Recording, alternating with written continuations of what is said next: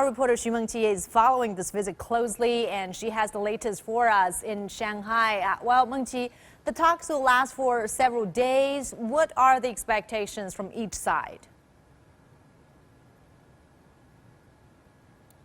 Well, Mama, that's a good question because it's very likely that the two sides do not have the same expectations for this meeting, especially after the dramatic shouting match between the two sides last month in Alaska.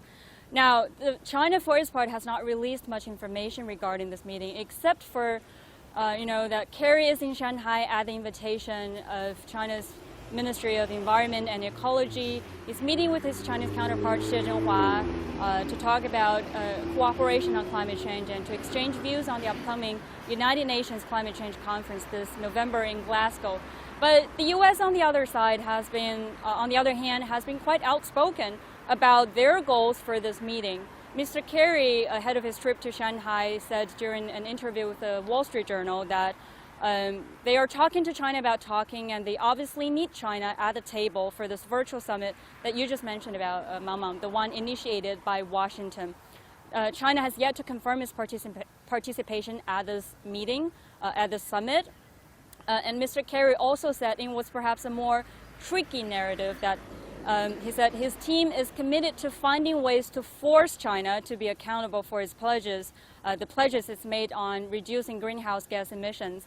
And he's also cast doubt on whether China's targets on, for the emissions are sufficiently aggressive. Now, that could be a potentially contentious point, as China has already increased its nationally determined contributions to the Paris Agreement. And its goal of reaching net zero carbon dioxide emissions by 2060 or carbon neutrality by 2060 is already 5 to 10 years ahead of the timeline prescribed by the international agreement. So even though China has said openly that it is willing to cooperate with the U.S. on climate matters, whether or not it will accept the U.S. asserting itself as a supervisor is probably going to be another story. But we'll just have to wait and see what's going to come out of the meeting. Sure, Mama. This is a very important visit at a critical time. Thank you so much, our Xu Mengqi, following the latest for us in Shanghai.